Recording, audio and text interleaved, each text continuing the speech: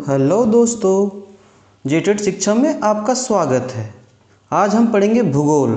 अगर आप जेटेड मेंस की तैयारी कर रहे हैं तो उसमें देखिएगा आपका एक टॉपिक है पृथ्वी की उत्पत्ति की निहारिका परिकल्पना। तो सबसे पहले हम देखते हैं परिकल्पना का क्या अर्थ होता है। परिकल्पना, जिसे हम अंग्रेजी में हाइपोथेसिस कहते हैं। तो परिकल्पना होती है अलग अलग प्रतीत होने वाली बहुत सी घटनाओं के आपसी संबंध की व्याख्या करने वाला कोई तर्कपूर्ण सुझाव या अनुमान। यह एक अनुमानित प्रस्ताव या सिद्धांत होता है जिसको सच मानकर उस पर अध्ययन परीक्षण कर निष्कर्ष निकाला जाता है। तो परिकल्पना क्या होता है दोस्तों? यह एक तरह से अनुमान होता है जिसे हम पूर्वानुमान भी कह सकते हैं, जिसमें यह अनुमान लगाया जाता है कि कोई भी चीज़ किस प्रकार हुई होगी और उसके बाद हम परिकल्पना में हम प्रारंभिक अनुमान लगाते हैं, फिर हम संपूर्ण अनुसंधान करते हैं, फिर उस अनुसंधान की वैधता की जांच करते हैं, फिर उस वैधता में हम यह देखते हैं कि यह सत्य या वह असत्य है, जबकि संभावना दोनों होती है कि यह सत्य भी हो सकता है या असत्य भी हो सकता है। फिर हम उसकी जांच करते हैं और अंत में किसी निष्कर्ष पर पहुंचते हैं। तो आज का हमारा जो चैप्टर है जिसमें पृथ्वी की उत्पत्ति की परिकल्पना की बात की गई है, तो जैसे पृथ्वी की उत्पत्ति हुई थी तो हमारे जो विद्वान हैं वे तो खुद जाकर ब्रह्मांड में देखे नहीं होंगे कि कैसे क्या कहते हैं आपका प्लैनेट्स बने थे, कैसे सूर्य बना था, कैसे सौरमंडल का निर्माण हुआ था।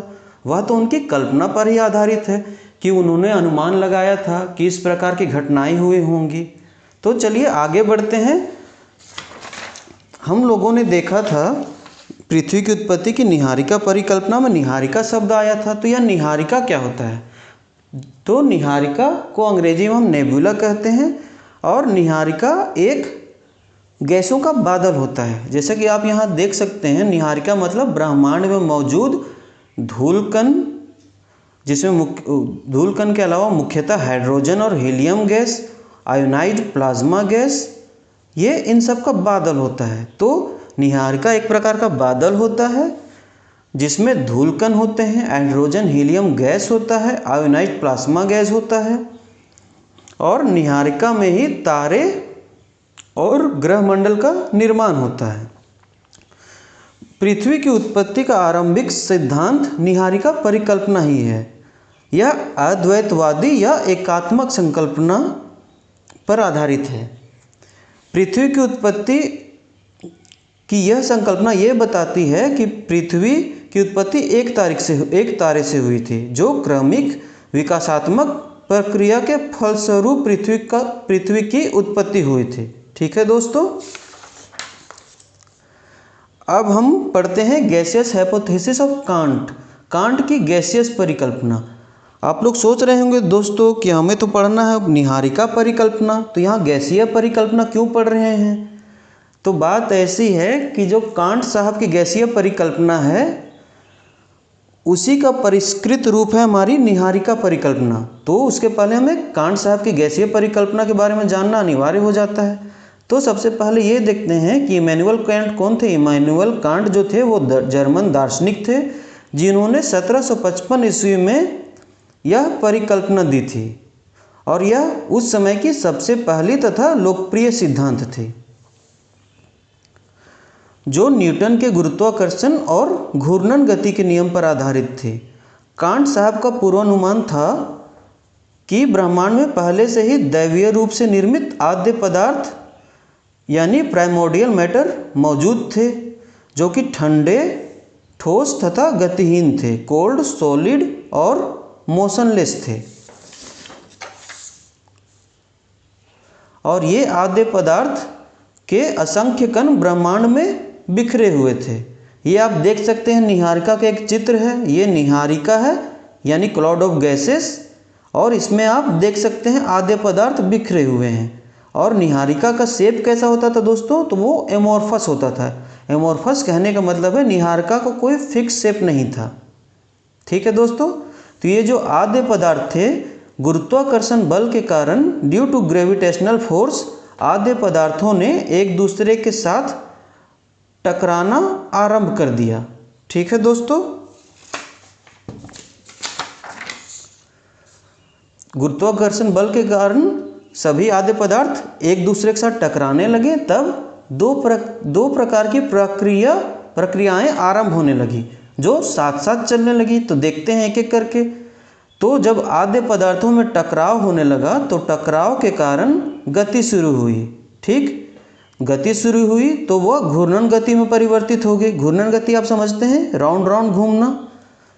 उससे गति में वृद्धि हुई और निहारिका का आकार भी बढ़ने लगा, जिससे घूर्णन गति अति तीव्र होती गई। ठीक है दोस्तों, और फिर टकराव से घर्षण होने लगा। याद रखिएगा दोस्तों, ये जो दोनों प्रक्रियाएं हैं वो दोनों साथ साथ हो रही हैं। जैसे कि दो आद्य पदार्थ टकराएं तो टकराने के कारण एक तो उनमें गति शुरू हुई और दूसरा उनमें घर्षण हुआ, और फिर घर्षण के कारण ताप बढ़ने लगा, ऊष्मा बढ़ने लगी।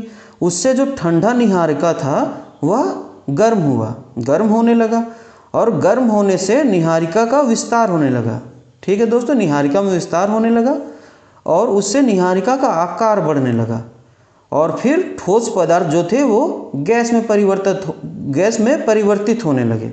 ठीक है दोस्तों, उसके बाद हम देखते हैं कि जब घूर्णन गति अति तीव्र होने लगी तो घूर्णन गति अति तीव्र होने के कारण अपकेंद्री बल अभिकेंद्री बल से ज़्यादा हो गया।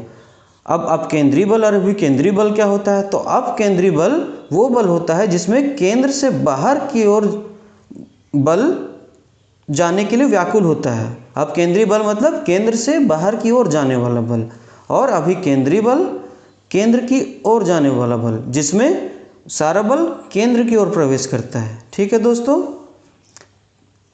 ये देखिए, ये है आपका नेबुला का एक चित्र, यानी कि निहारिका का एक चित्र, और ये भी एक निहारिका का चित्र। तो इस चित्र में आप क्या देख रहे हैं कि इस चित्र में आद्य पदार्थ बिखरे हुए निहारिका में घूर्णन कर रहे हैं। ठीक है, और फिर उसके बाद क्या प्रक्रिया होती है कि इस चित्र में आप आद्य पदार्थ देख रहे हैं कि केंद्र में संगठित होकर मध्यम में उभार की रचना करते हुए देखे जा सकते हैं। जो आद्य पदार्थ थे वह धीरे धीरे क्या हुए, घूर्णन करते करते वह केंद्र की ओर बढ़ने लगे। ठीक है दोस्तों, केंद्र की ओर बढ़ने लगे तो वह केंद्र के मध्य में जाकर जमा होने लगे, एक दूसरे से चिपकने लगे, और इससे क्या हुआ, पदार्थों की संख्या केंद्र में बढ़ने पर उसमें उभार आने लगा केंद्र में। ठीक है दोस्तों, फिर आप देखिएगा जब केंद्र में उभार आने लगा तो अब केंद्रीय बल के कारण क्या हुआ, वो जो आद्य पदार्थ थे वह वलय का रूप लेने लगे। वलय कहने का मतलब होता है एक छल्ला यानी कि एक रिंग का आकार लेने लगा। जो एक बादल का रिंग था उसमें असंख्य आद्य पदार्थ शामिल थे, धूलकण थे, गैसेस थे, तो वह वलय का रूप लेने लगे और केंद्र में जमा होने लगे।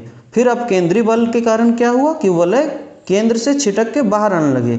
ये देखिए चित्र, यहाँ आपका आद्य पदार्थ जमा है केंद्र में, फिर वह घूर्णन गति करते करते अब केंद्रीय बल जब ज़्यादा हो गया तो अब केंद्रीय बल उनको बाहर की ओर खींचने लगा, तो उससे वो केंद्र से छिटक कर बाहर आ गए। ये देखिए आप, ये सारे वलय केंद्र से बाहर की ओर आ रहे हैं यहाँ से। ठीक है, वलय रिंग अब केंद्रीय बल के कारण बाहर फेंक दिए गए। ठीक है दोस्तों, वलय यानी कि रिंग केंद्र में उभार का आकार बड़ा होने पर एक के बाद एक वलय बनने लगे, यानी कि एक के बाद एक बादलों का समूह बनने लगा और अब केंद्रीय बल के प्रभाव से बाहर आने लगे।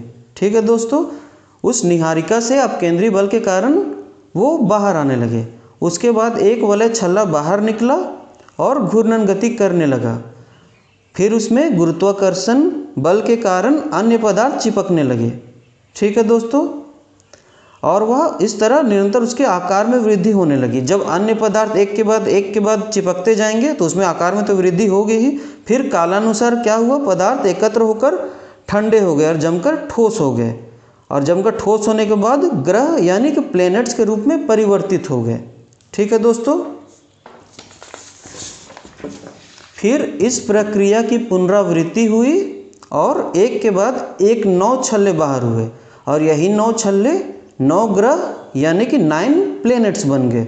फिर प्रक्रिया की पुनरावृत्ति हुई और वह उपग्रह बन गए। तो जिस प्रकार ग्रह बने थे तो उसी प्रकार प्रक्रिया बार बार होती रही, तो वो एक उपग्रह भी उसके कारण बन गया।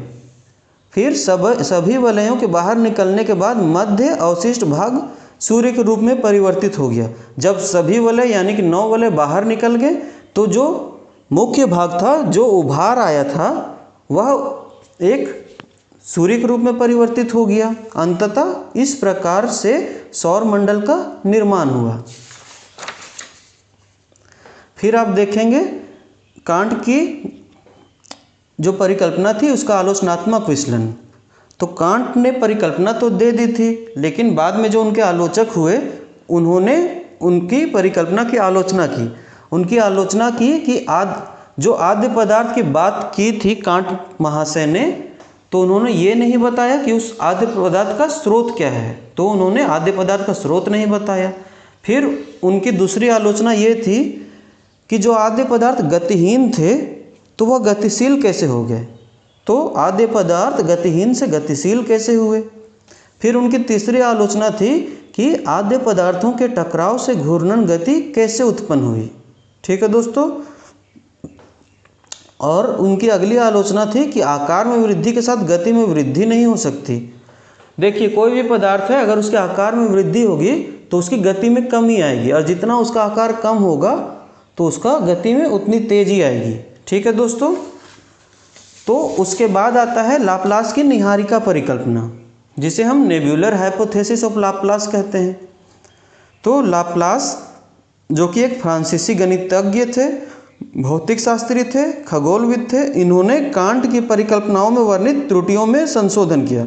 जैसे कि अभी आपने देखा कि कांट की परिकल्पना की आलोचना हुई, तो जो लाप्लास साहब थे उन्होंने ये देखा, फिर उन्होंने उनकी उन्हीं त्रुटियों में सुधार किया। और लाप्लास की परिकल्पना जो है वो कांट की परिकल्पना का परिष्कृत रूप ही है, यानी कि उसमें जो सुधार किया गया है, तो उसका जो सुधार होने के बाद जो रूप है वही लाप्लास की परिकल्पना है, जिसका वर्णन इन्होंने 1796 ईस्वी में अपनी पुस्तक exposition of the world system में किया है। ठीक है दोस्तों।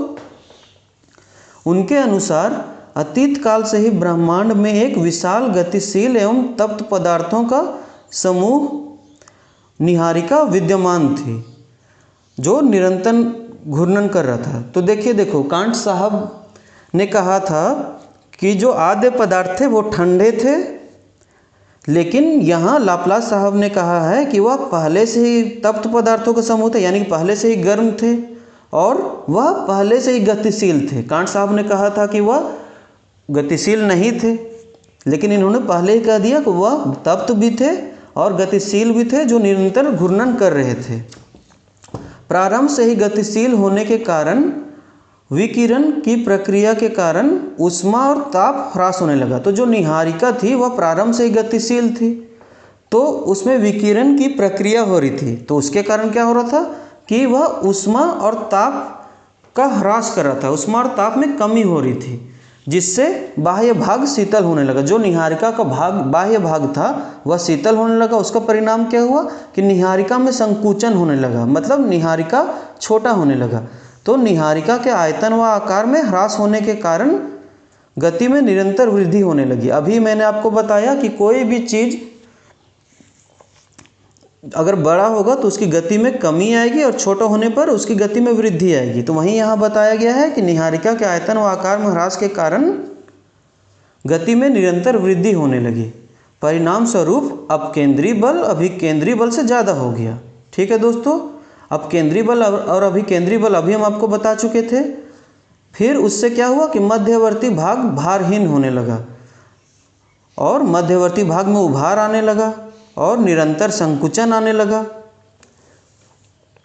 ऊपरी बाह्य भाग छल्ले के रूप में पृथक होने लगा। तो जो मध्य भाग था उसमें उभार आने लगा, सारे आद्य पदार्थ वहाँ जमा होने लगे, और जो बाहरी भाग था वह छल्ले के रूप में उससे निहारिका से पृथक होने लगा। निहारिका से पृथक होने के बाद 9 छल्लों में विभाजित हो गया। जो वलय बन रहा था वह निहारिका से पृथक होने के बाद 9 छल्लों में विभाजित हो गया 9 छल्लों ने गर्म वायव्य ग्रंथि का रूप धारण किया। हॉट गैसियस एग्लोमेरेशन का रूप धारण किया। कालानुसार ये छल्ले शीतल होकर ठोस बन गए। तो जो गैस का समूह था, जो डस्ट पार्टिकल्स का समूह था, जो आद्य पदार्थों का समूह था, वह कालानुसार छल्ले शीतल होकर ठोस बन गए और इस प्रकार 9 ग्रहों का निर्माण हुआ और इसी क्रिया की पुनरावृत्ति से उपग्रह बने और जो अवशिष्ट भाग मध्य में बच गया, जो बीच में उभार आया था वह बच गया तो वह सूर्य बना और इस प्रकार सौरमंडल का निर्माण हुआ। ठीक है दोस्तों, अभी जो हम नेबुलर हाइपोथेसिस पढ़े, निहारिका परिकल्पना पढ़े हैं, उसको हम फिर से इस डायग्राम में देख सकते हैं। ये देखिए, ये है आपका निहारिका, ये आपका निहारिका है और इसमें आद्य पदार्थ देख रहे हैं आप बिखरे पड़े हैं। ठीक है दोस्तों, फिर दूसरा चरण क्या हुआ, उसमें घूर्णन होने लगा तो यह घूम रहे हैं आद्य पदार्थ निहारिका में और उसके बाद घूमते घूमते उसके मध्य भाग में उभार आने लगा। ठीक है, और यह बाहरी वलय निर्माण करने लगा। आउटर रिंग्स फॉर्म्ड, यहाँ घूमने लगे, बाहरी वलय भी निर्माण होने लगा और मध्य भाग में भी उभार आने लगा। तो वहाँ से फिर बाहरी भाग बाहर आ गए और वह एक एक करते बाहर आते गए। तो उससे आपको देख सकते हैं ग्रहों का निर्माण हुआ। ये है आपका अर्थ, ये है आपका सन, ये देखिए प्लैनेट्स का निर्माण हुआ है और जो शेष भाग बच गया है वह आपका सन यानी कि सूर्य बन गया। ठीक है दोस्तों, तो यह थी आपकी लाप्लास की निहारिका परिकल्पना। अगर वीडियो पसंद आया है तो इसे लाइक और सब्सक्राइब जरूर करिए दोस्तों। और अगर वीडियो आगे भी चाहते हैं कि जेटेड मेन से संबंधित और भी वीडियो आए तो इसके लिए आप कमेंट जरूर करिएगा दोस्तों। ठीक है दोस्तों, फिर मिलते हैं अगले वीडियो में। धन्यवाद।